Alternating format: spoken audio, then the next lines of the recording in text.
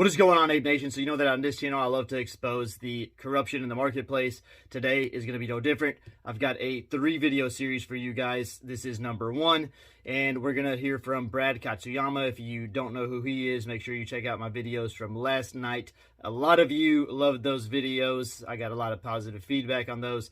So here's some more of that kind of stuff. But we're going to get started right away. Make sure you smash that like button. If you're not subscribed yet, make sure you subscribe and tap that notification bell so you're notified every time I drop a video.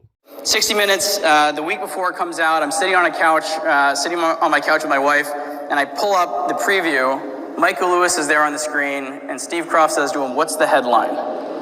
And he said, "The United States stock market is rigged." And I just went, oh my God, no, I can't. Michael Lewis says it on national TV, it's in the preview. So I call Michael, and I say to him, I said, "Michael, why in the world did you say the stock market's rigged?"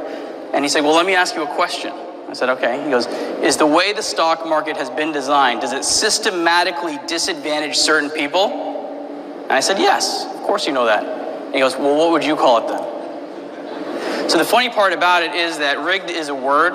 I have my money in mutual funds. I don't think the investment process is broken by any stretch of the imagination. But when you ask the question, is the stock market, the way it's designed, does it systematically disadvantage certain people? The answer to that is yes. And I'll explain to you exactly why that is. And I think over the course of time, what's happening is the playing field is getting more level. And as Martin indicated, the people who are being systematically disadvantaged are the people who know the least about the stock market. So back to the beginning here, my career started as a trader. I traded energy stocks, I traded technology stocks. I cared about fundamentals of companies. This is a typical screen. This is from Google Finance. I would use Bloomberg or Reuters. My job was I traded on behalf of mutual funds and hedge funds. I was an institutional trader, and I actually ended up running all of risk trading for Royal Bank of Canada in US equities, which meant that if a mutual fund wanted to buy 1 million shares of advanced micro devices, AMD, I'd pull up a quote, I'd look on the offer, and I'd see that there's 115,000 shares offered at $2.91. So in 2006, if I wanted to buy 100,000 shares of AMD, $2.91, I'd type that into my computer, buy 100,000, $2.91, enter, it would go out, and I would buy 100,000 shares of AMD at $2.91. But in 2007, when I would try to do exactly that same thing, I'd only get 80,000 of the 100 that I saw. And in 2008, I would try to buy 100, and I'd get 70,000 of what I saw. In 2009, I tried to buy 100,000. I get 45,000 of the 100,000 shares that I saw, and it drove me insane.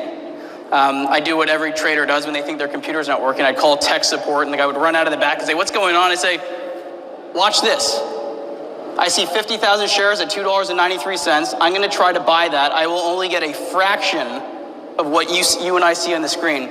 And I try to do it, and I get 15,000 shares. And I said, "What do you think is happening?" And he says, "Well, I think that there's more people that want to buy AMD, and it's not just you," meaning that you're part of a market that's moving very quickly and many people want to trade. And I said, "Okay, well, I'll prove you wrong." I said, I'm going to try to buy 45,000 shares at $2.95, but I'm not going to press this button for 5 seconds. And if while I'm counting the stocks trading, you're right, other people want to buy AMD. I said, but nothing's going to happen until I press this button. So I'd count to 5 or 7 or whatever. I could change it. It doesn't matter. And then I'd hit the button, and that's when the stock would move. That's when the offers would disappear. And I'd say to them, I said, I'm the event. This is not a random occurrence.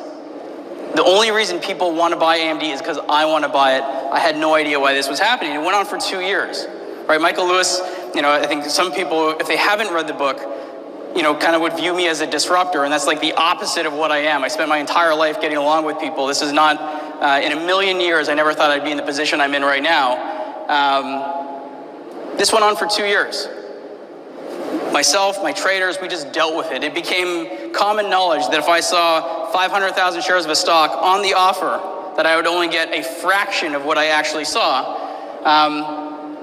I got really lucky. In 2009, RBC offered me an opportunity to run what's called electronic sales and trading.